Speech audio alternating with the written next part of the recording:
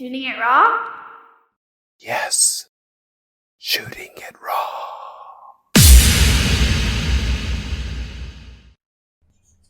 Okay, so photography to me at the moment, it used to mean a lot more than it does now.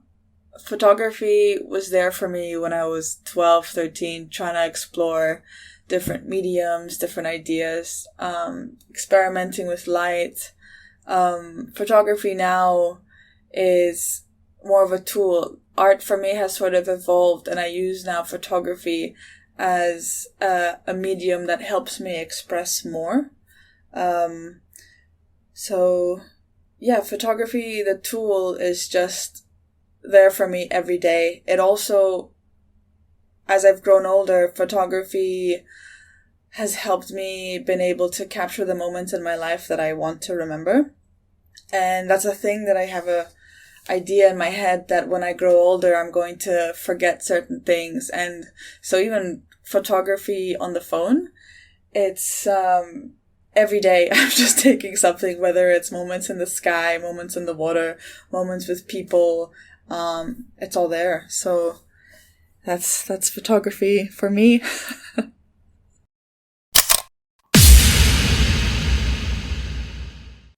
Great!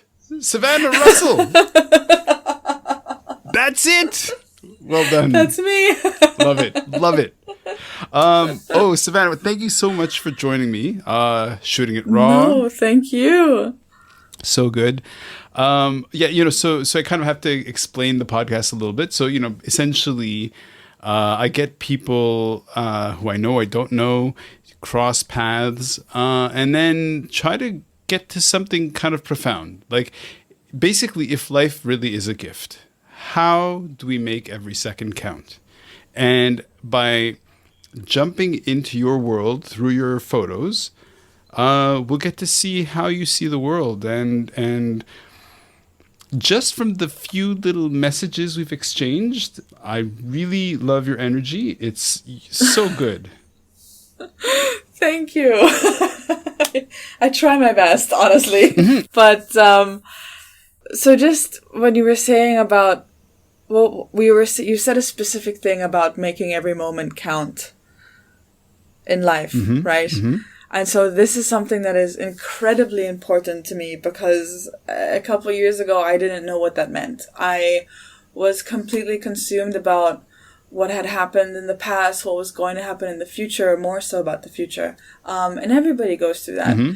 And I think the key of making sure that we fully absorb and enjoy every moment of the day, every week, every year, we have to not care and worry so much. The idea is to really not care, mm-hmm. but not care in a sense that, I'm going to give everything up and do that.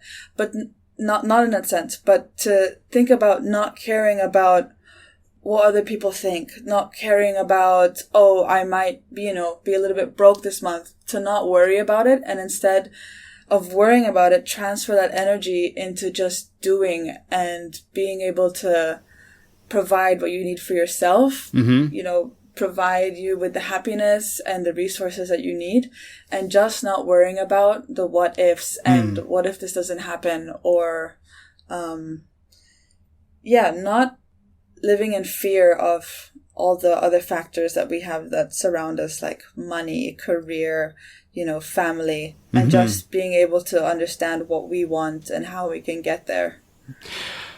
Okay. A couple of things. One, thank you. Take a breath. Thank you. That was amazing. Two, I believe the correct response to what you just said was hell the fuck yeah. So yes, 100%. I laugh whenever somebody lives on Lamma and I'm in Saikon and it's let's record a podcast. You might as well be in Australia. So. Yes.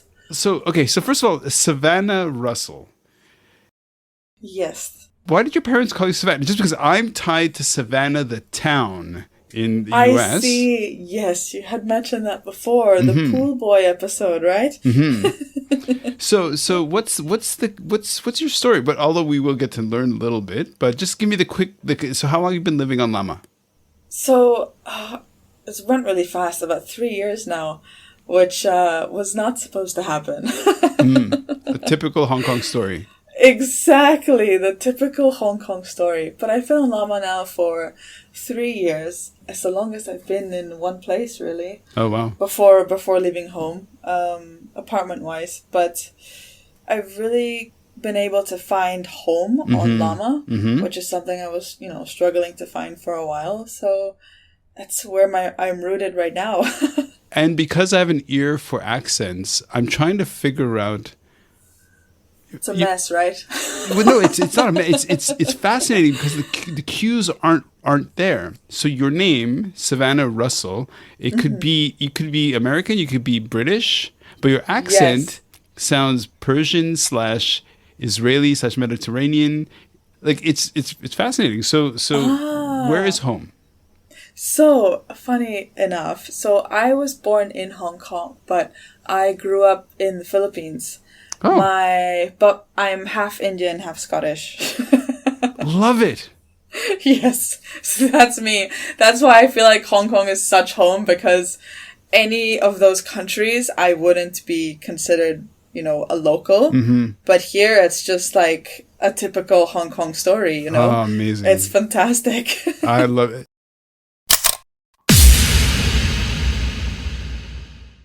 Oh, this is good. Savannah, what have you done? This is amazing. Okay.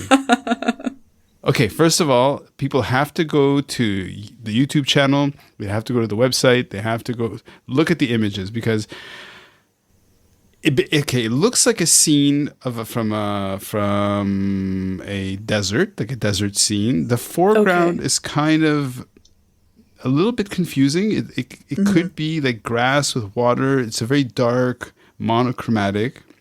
The midground is this weird sort of like, it's kind of like a town, and there's kind of light, but there's like a burnt out image in like center of the actual image. And in the background is like a kind of a classic scene of the desert-ish with the sky. And then, but what makes the image break your brain a little bit are these 5 digital, I guess, streaks that crawl right straight up. They're basically like pillars that it's like a digital effect of just like pulling or streaking up these columns with black and little lines of the color. I mean, people have to check it out, because it kind of defies description a little bit. But Savannah, what is this? What am I looking at? Oh, and it's called Pink. Pink Isle? Pink Isle. Okay, right. Pink Isle. Yes. So that is actually one of a 6-part series. And I call this series Reform, or Fairylands. And what this is, it's all analog photography, 35 millimeters, that I've taken throughout many years. And this particular photo is actually in Scotland. Oh, I know, right? Weird. The type of film that I used was turned all the greens a bit on the yellowish side, but I also superimposed this. So this photo is actually a video, and so those pillars slowly go up and down, and it lasts for a while. And initially, what the series is about is, the slogan for it is, change the way you think, the world is more magical than it appears. And that relates to how I said earlier about certain things in life, and worrying about certain things is not how we're going to get where we need to be. Rather, change the energy and transfer it to being more productive.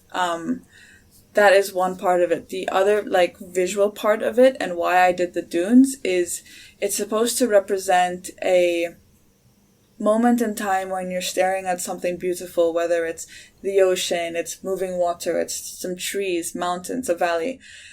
And you, all of a sudden, your vision starts to not blur in a physical sense, but blur in a mental sense, where you then are consumed by the different thoughts in your head, and different thoughts that train into, different anxieties, different, worries.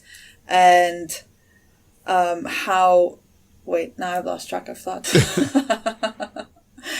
So yeah, it's the visual representation of when that happens to you and when you're consumed then by your thought rather than focusing on the beauty in front of you. And so then I asked the question, what was in your mind at that moment and what consumes your mind?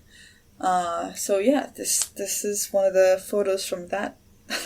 Amazing. Okay, so okay, because I don't know who you are, how you speak about your image, how you speak about images, how you're describing the platform, the background, the content, all that stuff. I demand, like, who are you? And also, where is this coming from? So are you a practicing artist? Like, you're definitely articulate about your aesthetic in a way that signals to me that you've spent a lot of time playing in this sort of territory. I mean, lately I've had to, force myself and practice into myself about being able to talk about what I do and what message I'm trying to say. Well, you're crushing it. You're doing a great job. Thank you. That was great.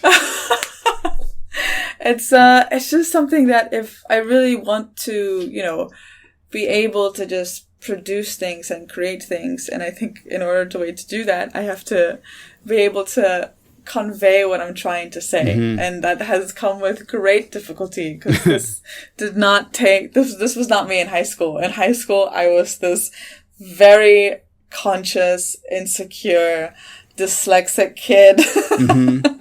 Well, wait a second. High school was a while ago.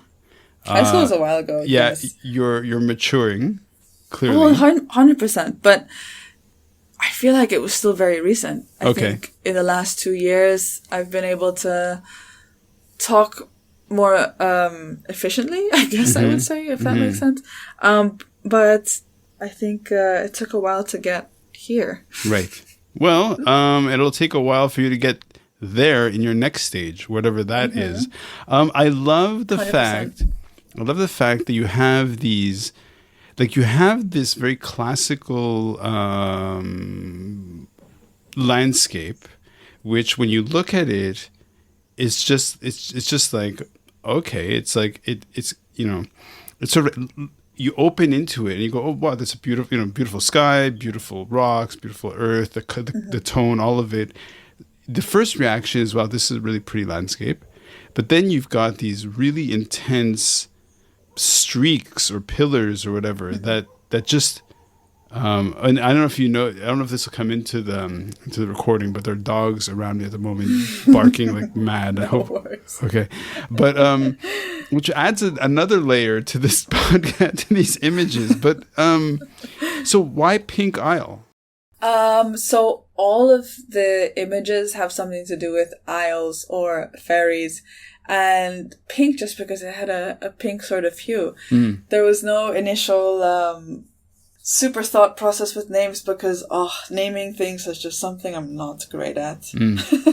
If I could name all my pieces Untitled 1, 2, 3, I would do that. But that's already unoriginal. So I still, it was just visually, it was pink, but Isle is a common ground that I chose with most of them, just because it felt very magical and mystical. I like Scottish fairies and things like that. So you're also, in terms of who you are, in terms of where you're coming from, you've got that Scottish connection. So that it makes sense that's kind of things you'd reach into. Now, you've studied art? You've Yes, I did my IB in art, and then I went to college at SCAD, actually, Savannah. Wait a second. But wait a second. I was there. That was a dirty trick. Wait. But I was only there for a year in Hong Kong, and then I needed to go back home.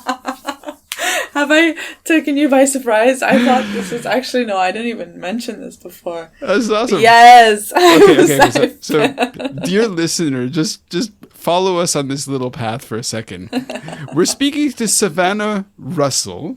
Russell, arguably, many Indians have the last name, family name of Russell. Really? Her name is, yeah. Like no, there's Russell Peters. Oh, sorry.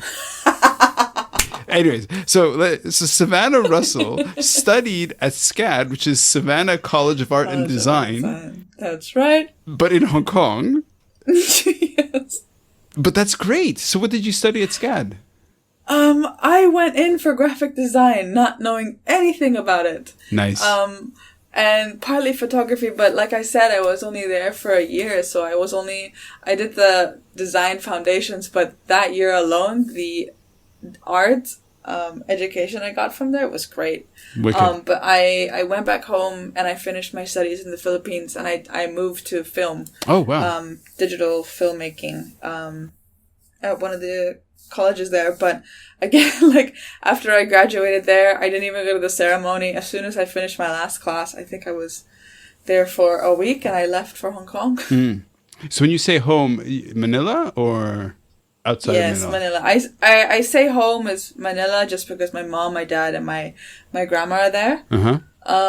So that's home, but Hong Kong is also my home. So when I'm back in the Philippines, I also say, "Oh, I'm going home." Amazing. Here, so it's one of those things, you know.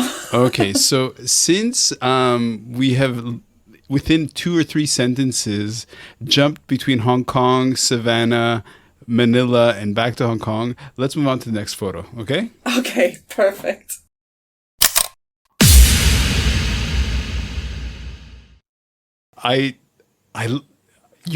Okay, so, you know, as it happens with all these episodes, I don't know where we're going with these photos, right? So it's kind of like a roller coaster or an adventure. And what's really great to me is this image is really like I said, it makes my brain go, huh? Okay, so it's called, I guess, how would I spell it? Say it, Jorge? Yes. Okay. Balatro. Okay. And it's, yes. So it's a guy dressed up as a kind of a mime clown costume. He's propped on his right hand. He's wearing like a vest. So his clothing seems kind of purplish. And the shirt, he's wearing a white shirt. His face is white. He's got a kind of a top, like a bowler hat. He's got white gloves. His legs are in this perfect sort of pose, but he's kind of caught about to do a handstand or something. There's a weird line going from his shoe to his fingers. The antenna. But the antenna. Okay. So it's not. TV. Oh, okay. So there's nothing okay, right. Yes. And the field, the color field is all this beautiful red to fuchsia, just background. Like it looks like a photographic background because there's no clear line. It's just like this kind of almost spectrum going up. There's like a piano bench, and there's a box or maybe a footrest, and on top of it maybe a radio with the antenna. Savannah, what is this? This is my friend Balatro, and he is in the local drag scene in Hong Kong. So he does shows in different venues in Hong Kong. He does his own shows. He's really just so involved in the art scene here. Like even for Art Basel, he would walk around in his Balatro outfit, and so he is a mime actually. And nice. He is an amazing dancer. He's from Honduras. Oh, wow. And I had the idea of, so it was Jorge, so Balatro, my friend Gabor, my friend Wilson, and the three of them together were in a group that the Gabor and Wilson had created called Drag Jam. And I had also done maybe 1 or 2 shows with them as a bio queen drag show a few years ago. And we've just, stayed really close. So there was one day I was just like, you know what, I'm going to book a studio and let's take some photos. I had the idea of recreating old Hollywood movies. So for Jorge, it wasn't actually a movie. It was the reaction of a mime transitioning or a mime realizing or being informed of the talkies and say what his reaction would be. So this is one of the photos. I think there are about like 9 photos in total of Jorge for this series. These have also been turned into videos. They're initially videos, and so the static on the screen moves. In the other photos, I also incorporate my distortion moves. Like the previous photo, I try and always add that in somewhere because I just like to distort reality. No, it's cool. But yeah, so he just started dancing and it was fantastic. And I got some really fun shots with him. So it was him, his theme was Mime meets the talkies. Then Gabor's was Zazahu, which is his drag name, is hers was The Creature of the Black Lagoon. So we did some sort of recreation with that. And Wilson, drag name is Mushi, we did the old Godzilla. So that was really fun, but in our own sort of drag interpretation. Okay, so again, huge prompt for people to go check out the photos, because what's really neat is that it's always neat to see somebody who's physically fit, into movement, into shaping and moving the body. And so he's doing this kind of half handstand with his legs in this amazing, like fantastic sort of shape, really. And so what's great in the photo is that it's always neat to see how a photograph captures a moment in dance when the movement is like, you would never see this movement. It's a completely artificial, unnatural way of seeing the human body. And because it's so stylized with the red, this beautiful cherry tomato red background, and he's wearing like his mime outfit and everything. It's just like it's visually, it's neat because it visually doesn't make sense, which I find really fun because it's also motion. So yeah, so it's yes, perfect. Yeah, like I'm just describing what I see, but it's also like the fact there's something really like deliberately almost sensual about the visual impact, right? And so it's kind of like, like it's so fun to just look at. And so have you printed this ever, or is this only on a monitor, or like how do people experience this? I have not printed it actually, but my Instagram is open and I do accept any print orders through DM. And basically I do have a shop on my website, but like it's just, it doesn't work that way. But I like the personal messages better if somebody wants it that way. But like, have you displayed it? Like, I have not. No. Because in a way, I get like right now on my how I'm seeing it on my laptop. It's in real life. It's about 5x7, in terms of the size. And wouldn't it be amazing to see? So, for example, what camera did you shoot it with? So this one was my Canon 7D, which I've had since I was 14. Okay. Oh, wow. Okay. So it's been there throughout the whole journey. But yeah, I shot this with my Canon. It's funny because it was on a 50mm lens, and that's the only lens I have with this camera because the other one's busted. So I had to go really far back in order to get his entire body. But it's funny, I showed him the picture and he's like, I don't even remember being upside down. He has no recollection of him doing that move, so it's always funny. And what's also interesting, just in terms of the material or the actual image that you have, like you could probably get a really large size out of this. And wouldn't it be interesting for someone to experience it almost life size? You know what I mean? Like as a interaction. No, it's great. Yeah. that would be great. Now my mind is drifting and being like, maybe I can do this with it. No, it's awesome. It's great. It's great. Thank you. The podcast is about inspiring people. So in terms of your experience as an artist and as a photographer and how you work, what was the most sort of typically validating reaction to your work? Like where somebody said, "Oh, I love this. I want this in my living room," as a, you know what I mean? Like what was probably one of the times when somebody, like, where the feedback from a viewer was, "Oh, I love this so much, I have to have this." I think it was last year, October, I decided to put on a show at the Lamma Art Collective. Okay. And this was like the first show I'd ever done. I was just like, screw it, I'm going to do it myself. Fun. Yeah, and it was great. And it was with the Reform series, the Isle of Fairies. And I had displayed the 6 images, and then I also had the projections on the ceiling or around the room.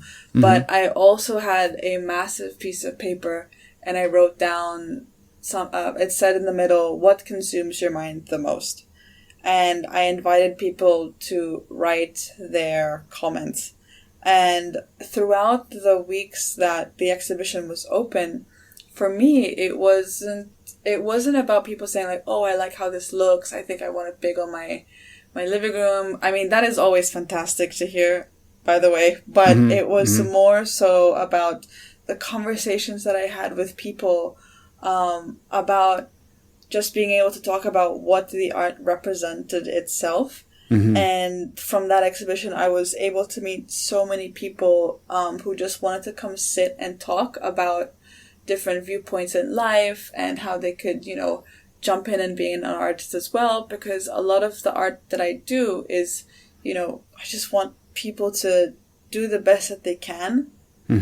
And so it was the conversations within the art, around the art, about what the art was about, which was, I think, the validating part. Wow. Nice. Yeah. Well, I say we move from this one to the next image because I'm so excited to see the next one.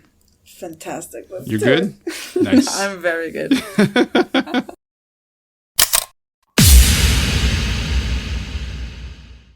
Oh, kaboom. Oh, this is okay. So this image is called Isle of Fairies. And this is another one. Right. And so it reminds me of the first image. So here, okay, so the sky is more kind of blue, couple of wispy clouds, barely. There's, again, exposed almost desert hills in the background, far away, with like afternoon light. In the foreground, there's this like brownish sort of earthy ground. And then across the actual foreground of the image, it's almost like these like trees. So there's a bit of green, a bit of brown, but no leaves. So it's just kind of like the I don't know, the very thin, crispy, yeah, long and then grass type thing. Yeah, and then there's all these like these highlights, like circular highlights or splashes almost of white and but black. It's also it's more like a painting. That's like a splatter painting or something. Yes. And again, you've got like these 5 sort of like pillar streaks that just streak all the way up into the sky like monuments, almost like religious monuments, almost like what's that movie? Space Odyssey. Yes. Okay, so what am I looking at? Isle of Fairies. That's a very interesting description. I'm always interested to hear what other like people visually see. Other people have called them dunes, which I've been like, oh, that makes sense. But yes, this is another one of the Isle of Fairies series, the Reform series. This is actually one of my favorite ones. So in the video, again, the dunes go up and down very slowly. But the little splatters that you see are actually bits of the grass moving as well. And so they develop into It just, becomes more obvious as the video goes on. But yeah, this was also shot Isle of Skye, actually. So yeah, it's just one of those part of the series. When I had it framed and hung up, even for the pink Isle, actually, because it's printed, I'm not able to show the little glitter aspects that I added to it as well, just because in the video I like to add a little bit of stars, just add a bit more magic. So I added little gems that as you move the image would sort of flash a tiny bit as well, just to have a little sparkle, more magic in the photo as well. That's so okay, so it's very playful. So talking to you, in terms of your energy, in terms of how you're also describing and also how you're conveying your relationship to your art. I mean, there's a playfulness, there's a positivity, there's a brightness that you describe it by putting these little gems to catch the light to. Yeah, I like to be playful. Yeah, it's very important. Yeah, it doesn't you don't strike me as okay, so how do you see the role of the artist?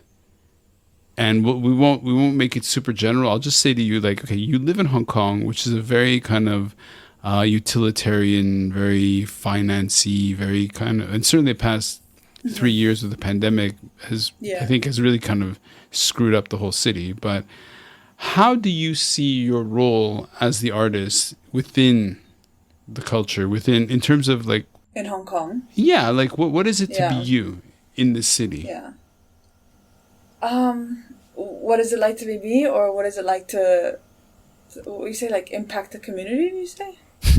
You're beginning to discover my interview style. I talk for a while, then the person goes, do you mean this? I'm like, sure, yeah, okay. Whatever you think the question is, that's the one I asked.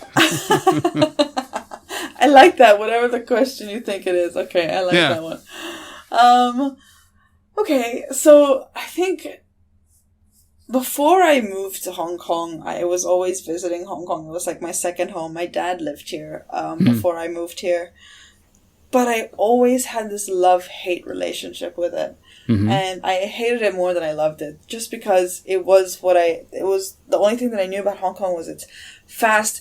Everybody needs to just move very quickly. It's all about money. It's just you have to just really, really fight for everything. And I initially was going to move. I was going to leave Hong Kong the idea was when I moved to Hong Kong, it would be like a bridge. Like everybody, a lot of people have the same story, and then move somewhere else. And so when COVID happened, I was going to leave for Glasgow. And I was like, at the same time, the lease for my apartment had to end early. It was this whole complicated thing. And I was like, you know what? I kind of like the sound of Lamma. I'm going to move here for 2 months and then move to the UK. And I never left because within those couple months, it was really difficult to leave at the time, but I ended up finding my own dynamic within Hong Kong. And then that allowed me to join in with that race in the way that I could do it as well. And, so I've been able to kind of love Hong Kong now because I've been able to adapt to the lifestyle, but in my own way.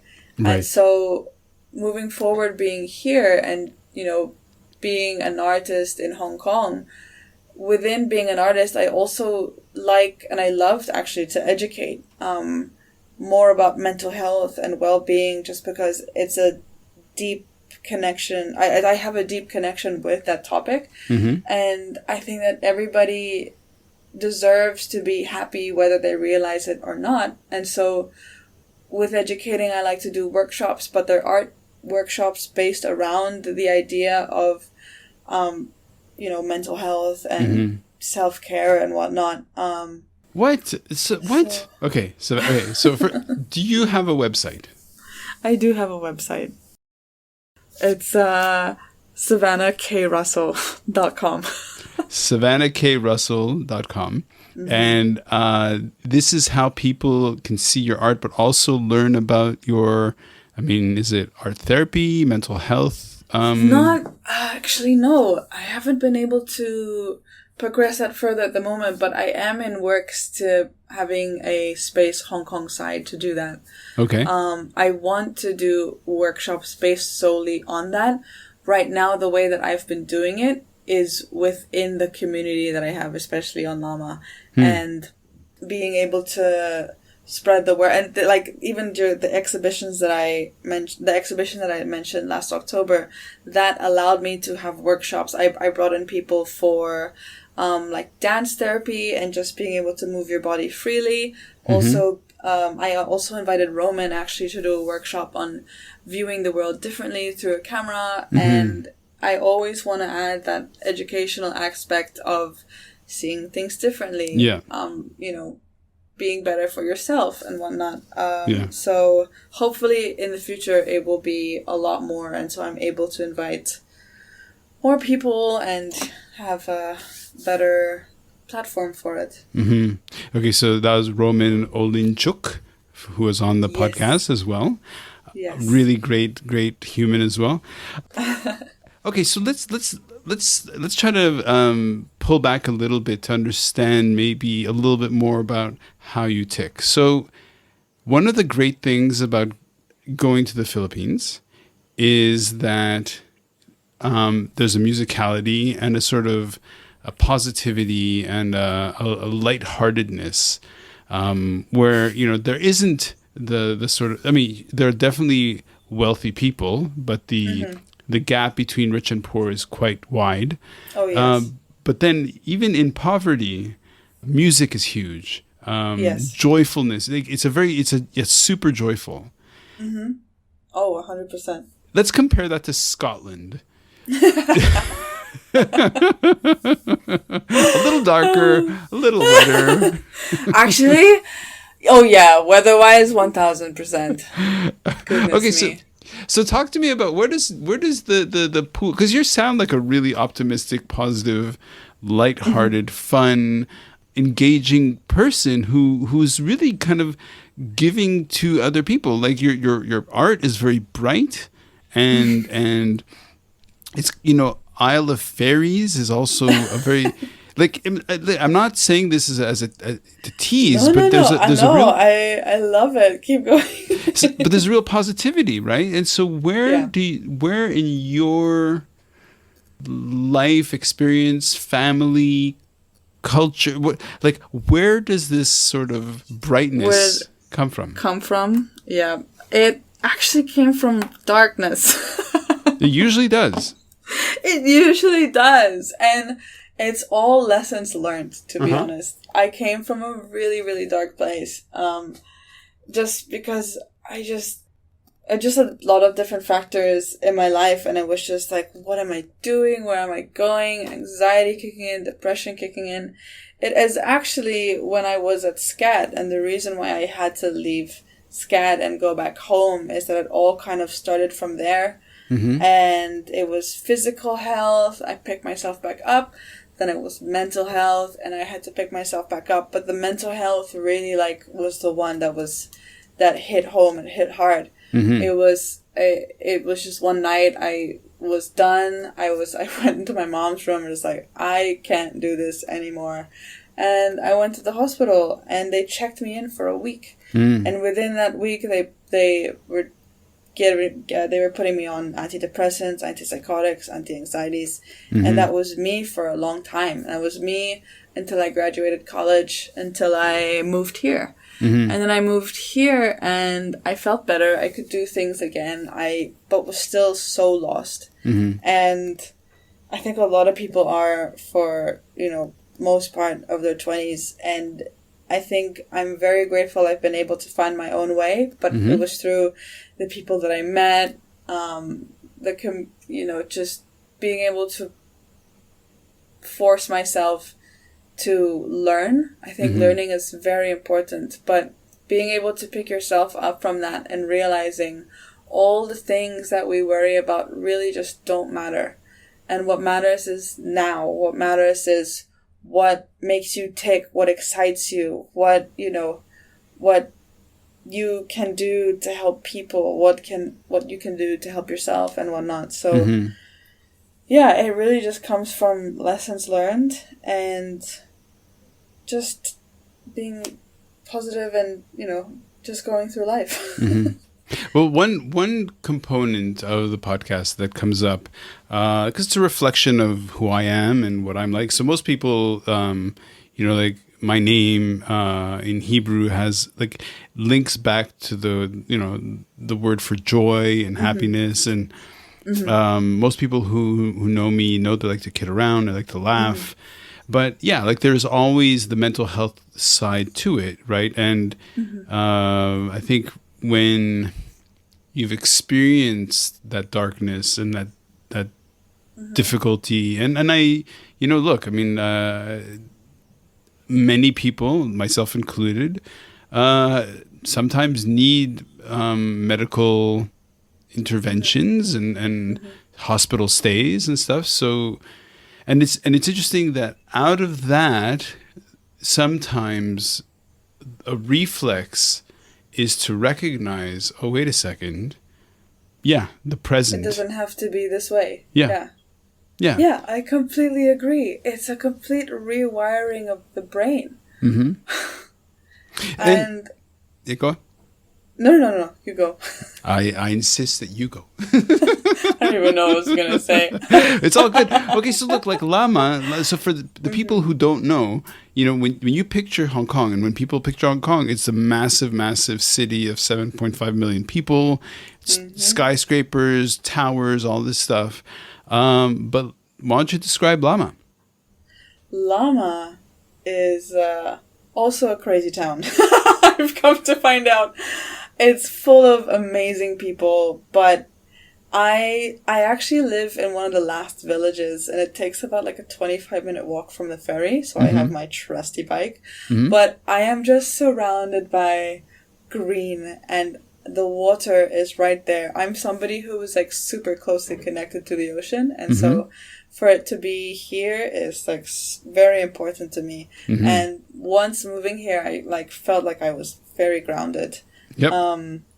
It's also quiet. I think that a lot of people forget about silence and how loud Hong Kong can be. And when I'm in the city, like even the buses and the cars, it can be a lot sometimes, depending on how long I've been on Lamma.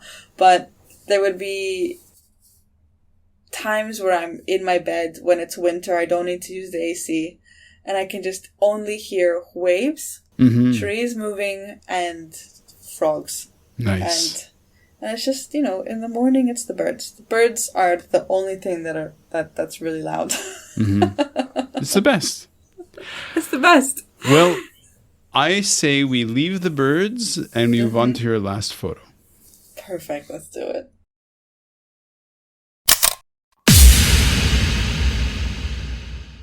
Savannah Russell is in the house. Yes. Oh, what? This is called Jaja. Yes. Okay. Oh, this photo is bonkers. Okay, so what's really great is that because one major component of the podcast is basically it's built around photography, and I get, creative expression and people who are really into that on it, I get to see some great, great art. And I love that I don't know what's going to happen. And then I look at this photo and it's just like, okay, so first of all, it's, okay, so it's okay, so there is, I guess, a man in drag, kind of, but also very costumey. It's super, super stylized. So there's this crazy, really interesting headdress with this like pink, long, straight hair, really strong makeup, some flowers in the hair. I mean, his arms are really muscular in a beautiful sort of way. Like he's very fit. Looking straight at the camera, wearing this really interesting dress.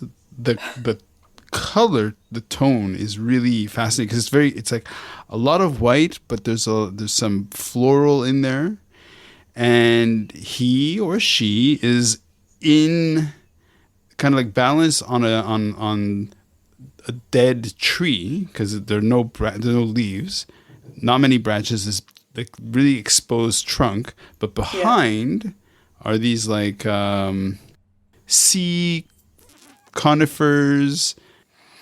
Yeah, I don't know if this was shot in Hong Kong because the trees aren't that common, but look, it's great because it's really, I mean, it looks like a still from a movie that could be super sci-fi over the top.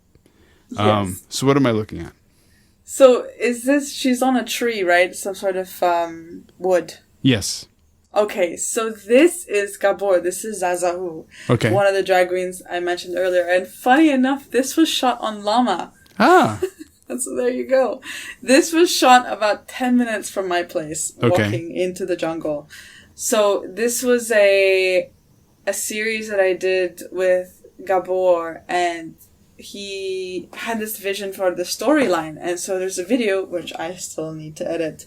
But throughout that, we did some photos as well. And I loved the photos from each of the parts that we did. But this was my favorite one. And actually, so he's made the whole thing. He made the headset. He made the dress.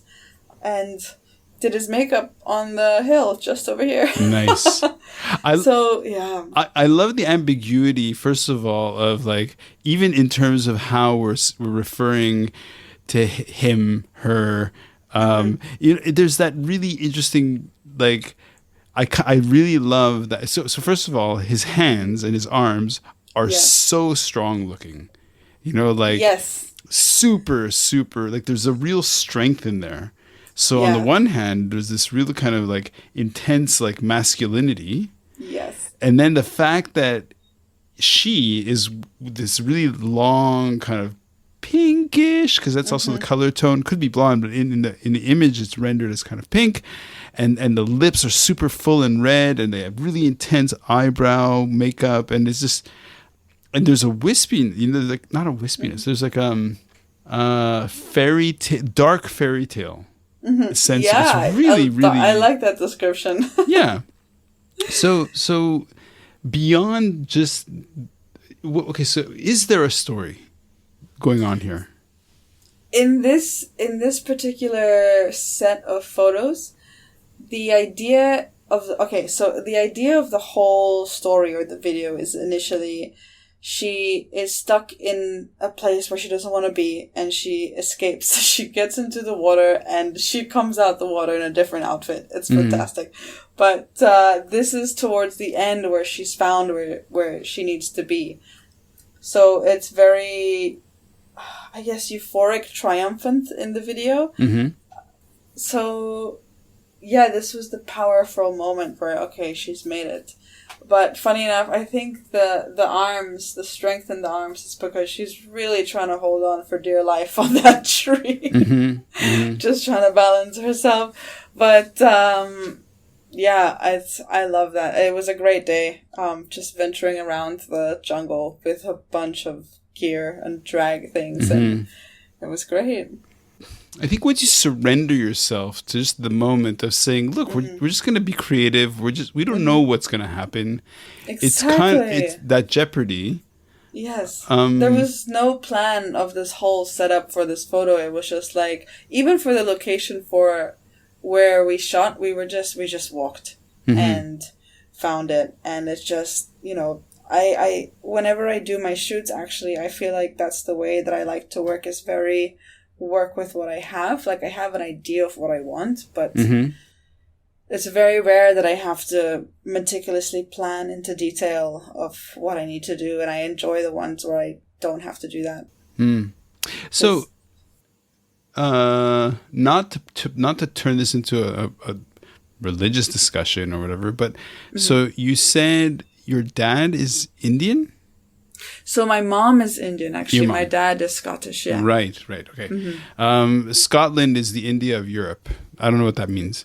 No, what I mean... Well, they say that Edinburgh is the Disneyland of Scotland, so... Oh. Okay, sure. Okay, so but can we make a connection of Indian art or Hindu sort of? I don't know if your mom's Hindu or not, or but like in terms of the fantastic, like is there are those elements inside you as well on some level, like where, because in a way this image I'm looking at has the kind of mythical, this feeling of myth and mythology traced I through see it. how you. Okay. Yeah, You I kind see of know where that I'm part going? of it. Yes, I do actually. I wouldn't say. For me, growing up, my Indian influence wasn't crazy heavy. I think it was more Philippines, but also I went to an international school, so heavily on the Scottish side actually. But the parts of the Indian aspect that I had were definitely like the music, the movies. At home, in my grandma's house, there's different pieces of Indian art, sculptures, and things like that. So there were definitely bits of it. I think I definitely enjoy the natural aspects that they use and how they embezzle things and all that. So, but I wouldn't say that it was an influence actually. Okay. But I think the influence in this particular photo, I think especially when I hang out with Gabor or any drag personality for that matter, it's just like total empowerment and just being a boss ass bitch, really. Nice. Yeah, so I think that's what we needed to go for in that particular session. Right. Just being powerful in who you are. Yes. Okay, so what are the next 6 months looking like for you in terms of either art projects, in terms of work projects, in terms of expression? Like, is there something around the corner? Like, how are you growing? Yeah, so there's actually quite a few, excitingly. In the beginning of September, I am in a show in the Taipo Art Center, at the Taipo Art Center, for the Arts Festival. I'm doing the art direction for it, and it's with my friend Maggie and Soraya Chow and Chunto. And it's a story based off The Alchemist. I'm sure you must have read it, maybe. So my role in this is I'm doing the stage setup, but I'm doing it through projections and light refractions and color fills and things like that. So that is an exciting one. I have an exhibition towards the end of the year with the Hong Kong Arts Collective. Nice. That will be really fun. I think this is for the Gay Games as well. So I was even thinking, as you said, that maybe print the bilateral one quite big. I was like, oh, maybe I'll use that one. But anyway, and I've also, I have applied for a residency at Heart House Hong Kong, which will allow me to be more involved with other artists for collaboration within Hong Kong, and also be able to hold the workshops for the art mixed with the mental health thing, and so hopefully just do more, a lot. Right. And Yeah. so in terms of how has the world come to you? So for example, how our paths crossed was, mutual friends, and then I reissued Jenny's episode because it was 2 years ago when we recorded it, and it was like, oh, here you go. And so how has the world kind of surprised you? Because a lot of times we can't anticipate, or we have these happy accidents when all of a sudden somebody pops up out of nowhere and says, hey, I like what you're doing with your time. So how has the world surprised you in terms of either your creative expression, in terms of your work, in terms of for you to learn? Let me think. That's a very good question. How Finally, will one good surprise question. me? No, they're all been great question. But now I'm just like boggled, like, oh, that's so interesting because I think more ways than one, definitely. I think especially with the way Hong Kong works is you have access to a lot of different industries and people in that industry, and if you just push and do, you trust the process of what you're supposed to do, that things do come back to you in the way that you need them to, whether it's meeting the right person or, somebody messages you saying, hey, I saw you in this, or I met you through this, I really want to do something. And it's just, I'm also very thankful for people in Hong Kong who love to collaborate and that they're very happy to just not care about how much it's worth or how much time it's going to take, and just, are there to create. And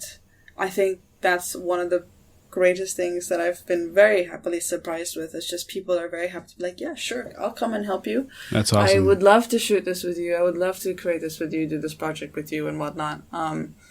Amazing. Yeah. I think you'll like this this little story. So oddly enough, Shooting It Raw is the podcast. It is based on a commercial that was shot for Sony about a photo project that I had done. And the photo project I'd done was 350 weeks long, and it was 350 conceptually different self-portraits. Wow. And the reason I started it was because I was living on Lamma Island in 2004, and I had this creative crisis where back then there was no, I had no community, I had no creative outlet, and I just needed something. And so I gave myself this big project. And so it's really interesting that 20, it makes me feel a little old, but 20 years later, almost 20 years later, you're living on Lamma, and the experience has really changed, because back then, I don't, it felt like Hong Kong felt like a creative wasteland to me, I can imagine that 1000%. But you go on. What were you saying about Lamma? Nothing. It's changed, and it's a beautiful thing. It's like listening to you talk about that is great. Yes, and I moving to Lamma, I had no idea about anything. For me, in my mind, I was just like, wow, it's a beautiful place. The ocean's great. I'm just gonna live here and do that. And then another surprise, lo and behold, the amount of artists here, creative people here. And it's led me, so that space, the Lamma Art Collective that I did my exhibition on last year, I ended up taking over the space with a few other people. And now I'm able to be fully invested in the art community on Lamma and, doing different exhibitions for different people and, just, making sure that it just is alive on Lamma. I love it. I can't imagine what it was like in 2004. It was in black and white. I was going to say there must have been nothing here. Just joking. No, it was fine. It was nice. It was nice. Actually, that sounds lovely. Yeah. Savannah Russell, that's it. Look, Yes. We've been talking for an hour. Thank you so much. This has been really great. No, thank you so much for having me. I have had so much fun having this conversation. Well, it's always nice to kind of dive in and say, well, what's going on there? And so, and yeah. I really I love your energy, and I love this is so good. Oh, and thank you so much. One more time, your website for people to go check out your work. My website is savannahkrussell.com. Nice. Thank you. Okay, have a great evening. You too, Ran. Thank you so much once again. Bye. Bye. Shooting it raw? Yes. Shooting it raw.